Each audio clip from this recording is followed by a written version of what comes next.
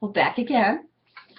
When you're talking about a big organization like Jackson Lab, you are talking actually about recruitment that is nationwide and for their very senior position, even internationally. So turnover can be really costly.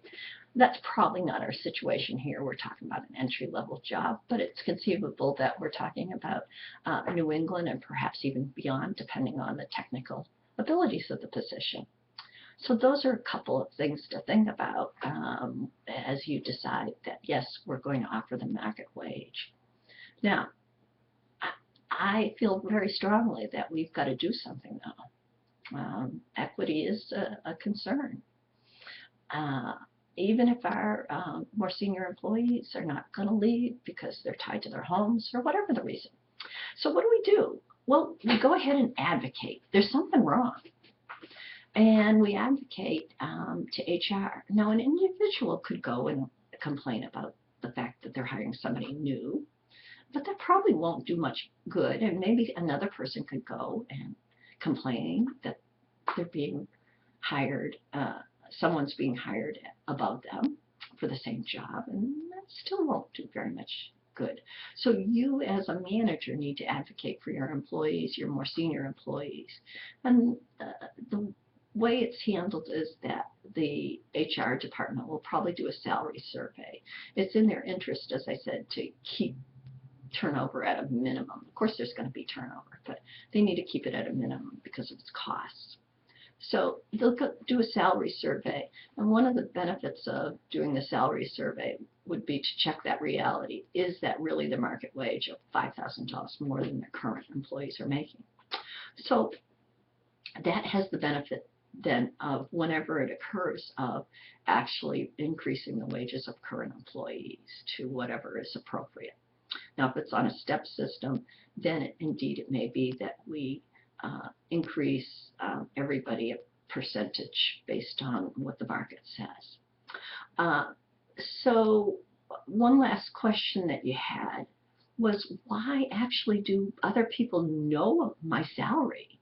Well, as I said about mine, it's on the web, but employees have the right to see those salaries, as do citizens. But this isn't the case with a nonprofit. It may be that if an organization's on a grade and step system, that they actually show the grade and step system. When I was a recruiter in the hospital, as I was hiring new employees, I'd actually show them. It could be that the pay policy is explained at orientation. That's another place.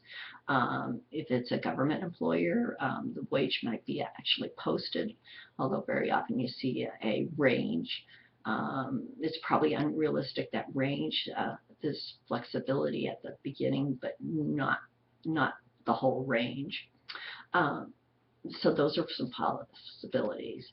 Increasingly, nonprofits, and this is a huge nonprofit, are grant funded, and that's the way Jackson Lab gets its money, is through grants, particularly through the National Institute of Health. And if you've written a grant or may someday write a grant, you put in the wages of your employees. So anybody that's writing that grant knows what they're making and what other people are making.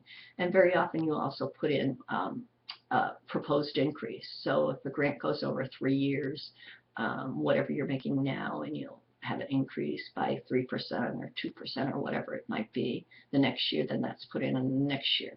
So whoever's involved, we're going to know their salaries, from the clerical employee to the more senior employee in that particular grant.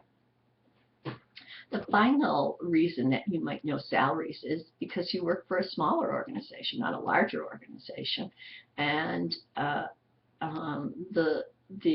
you might actually be one of the people helping to recruit, or you just know there's a job coming up and you'd like for your friend to get that job. So you're going to know that wage so you can tell them and help recruit them. So it's more common than you would think. But yes, it's true. We don't talk about salaries a lot. We might gripe and complain, but it's in general that we gripe and complain, not about, I make such and such an amount and I want more. Well, I hope that gets you thinking. And as I said, you're going to be reading about Herzberg and is motivation hygiene theory, which has to do with satisfaction.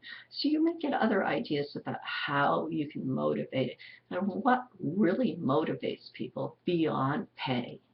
Thanks for listening.